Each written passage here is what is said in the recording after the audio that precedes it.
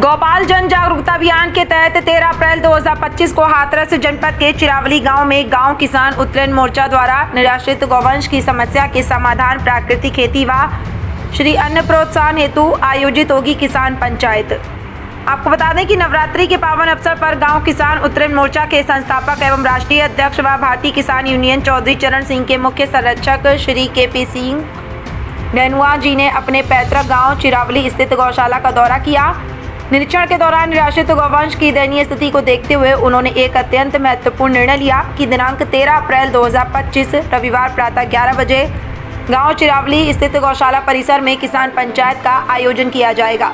ये पंचायत गौपाल जन जागरूकता अभियान के तहत आयोजित की जा रही है, जिसका उद्देश्य निराश्रित गौवंश की समस्याओं का समाधान तलाशना तथा प्राप्त सुझावों को जिला, राज्य एवं राष्ट्रीय स्तर पर प्रशासन और सरकार के समक्ष गंभीरता से प्रस्तुत करना है।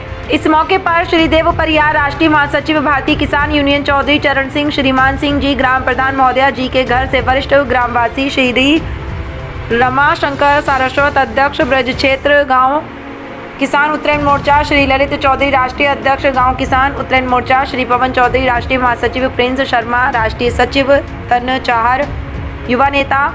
यह पंचायत निराश्रित गौवंश की समस्या के समाधान हेतु प्राकृतिक कृषि प्रशिक्षण शिविर व श्री अन्न के प्रोत्साहन से किसान कल्याण और ग्राम विकास के उद्देश्यों को समर्पित है। सभी किसान भाइयों, गौ सेवकों, सामाजिक कार्यकर्ताओं, सामाजिक संगठनों, किसान संगठनों, संतजनों, ग्रामीण चिंतकों, अधिकारियों व मीडिया प्रतिनिधियों से अनुरोध है कि इस महत्वपूर्ण कार्यक्रम में सहभागी बनकर अभियान को जन आंदोलन का स्वरूप प्रदान करें। जय जवान जय किसान। आज गांव किसान उन्नयन मोर्चा व भारतीय किसान यूनियन चौधरी चरण सिंह के पदाधिकारियों ने आज हमारे गांव चिरावली की गौशाला का विजिट किया है, क्योंकि हमने यहाँ के आसपास के गांव में 10 क्लस्टर बनाए हैं प्राकृतिक कृषि के लिए। तो यहाँ पर सबसे पहले प्राकृतिक कृषि के लिए आवश्यक है गौशाला। गौ आधारित खेती है, देसी गायों के गोबर और गौमूत्र की आवश्यकता किसानों को पड़ेगी। दूसरा, अभी आचार्य महामंडलेश्वर श्री 1008 निरंजन पीठाधीश्वर आचार्य महामंडलेश्वर श्री स्वामी कैलासानंद गिरी जी महाराज जी से हमने एक ऋषि नेतृत्व मांगा था, जो उन्होंने स्वीकार भी किया।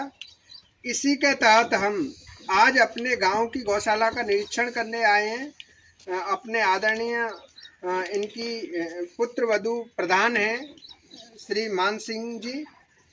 यहाँ पर हम जल्द ही जीवामृत बनाने की विधि शुरू करने वाले हैं।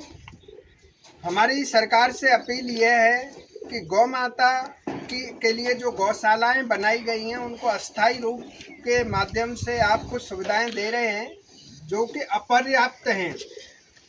वो तो स्वयं की निष्ठा से प्रधान अपने कुछ आर्थिक सहयोग या अपने लोगों के जन सहयोग से इन गौशालाओं को जैसे तैसे संचालित कर रहे हैं।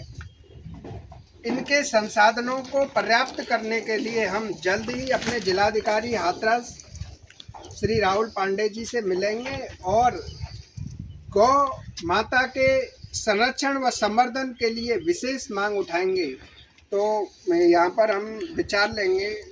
ललित चौधरी जी, आप ये बताइए कि आपको आप यहाँ पे आए हैं, क्या सरकार से डिमांड रखना चाहते हैं कि गौशाला के लिए किस तरह का मॉडल होना चाहिए?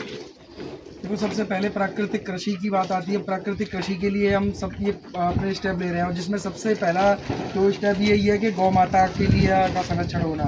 अब गौ माता का स्वास्थ्य बढ़िया नहीं होगा, इस तरीके की अगर सुविधाएं होंगी जहाँ पे अच्छे से खाने पीने की व्यवस्था नहीं है, तो हम कैसे उम्मीद कर सकते हैं कि वो एक अच्छा हमें मूत्र और गोबर देंगी, जिससे कि हम अपनी खेती को एक अच्छे लेवल पे ले जाएं। तो मेरा यहाँ पर देखने से मुझे यही लगा है कि अभी यहाँ पे सुविधाओं की बहुत कमी है, जो कि सरकार को देखनी चाहिए इन चीज़ों को, क्योंकि यहाँ पे सिर्फ लोग अपने माध्यम से और प्रधान अपने माध्यम से चीज़ों को संचालित कर रहे हैं, पर कहीं ना कहीं सरकार को इसमें हस्तक्षेप करके और चीज़ों को और बेहतर करे, जिससे कि ज़्यादा से ज़्यादा गायों का प्रॉपर संरक्षण हो पाए और इस विधि को हम कर पाए प्रॉपर। तो प्रधान जी, आप बताइए, आप गौशाला संचालित कर रहे हैं, सरकार की जो योजनाएं हैं उनका